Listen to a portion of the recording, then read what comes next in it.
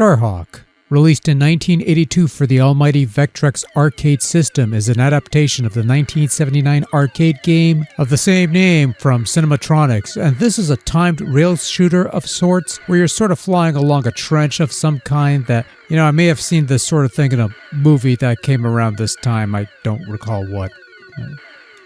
Nobody's ever heard of it anyways. Anyway, as mentioned, StarHawk is a timed rail shooter where you have 60 seconds of playtime to shoot down as many enemy ships on screen as possible, and for every 10,000 points scored, you'll earn an additional 20 seconds of playtime, thereby prolonging your game a little longer because if time runs out, it's game over.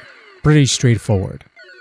Now you're just controlling the crosshairs to shoot targets. You're not really moving the ship and it really doesn't matter. Nobody's attacking you. You're not taking damage if you miss anything. You're just shooting targets to get more points and by extension, more time to play. Every once in a while, a ship will swoop in and fly straight at you. You're not going to get hurt, but it's worth shooting these down because if you do, your crosshair will double in size for a short period of time, during which any targets you shoot down will be worth double the points. So basically it boils down to, the better you do, the more points you score, the more time you get to play. But on the flip side, the longer the game goes, the tougher the targets are to take down. Mostly because the hit detection starts to become a bit more jank as time passes. StarHawk can be played with either 1 or 2 players for double the fun. And there's 2 game variations in StarHawk, and it largely affects control over your crosshairs. Game 1 lets you move about freely, but Game 2 maintains exact positioning. So you can move the crosshair around with your control stick, but letting go of the stick will snap the cursor back into place in the middle.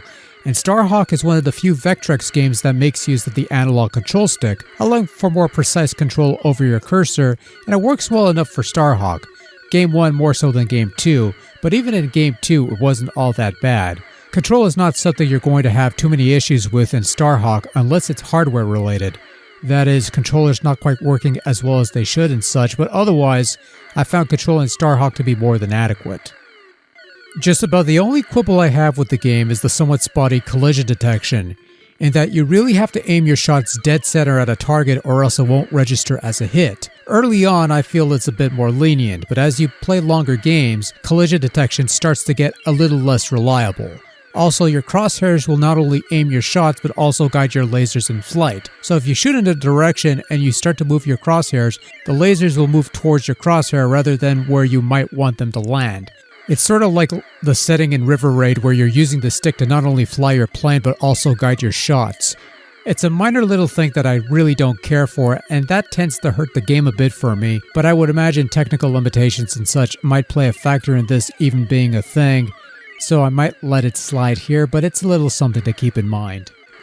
StarHawk is a fun looking game for what is essentially a first-person rail shooter flying way above a small trench that looks very, very small. I'd imagine with the overlay it looks a little better, but even without it, it's easy to tell what's going on. Flying along the trench, the little spaceships that come in various shapes, the scaling being fairly smooth even if it isn't readily apparent in the footage being played on screen.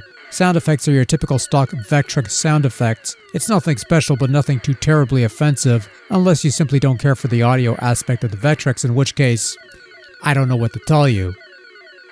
Overall, StarHawk is a fun little game. Keyword being little.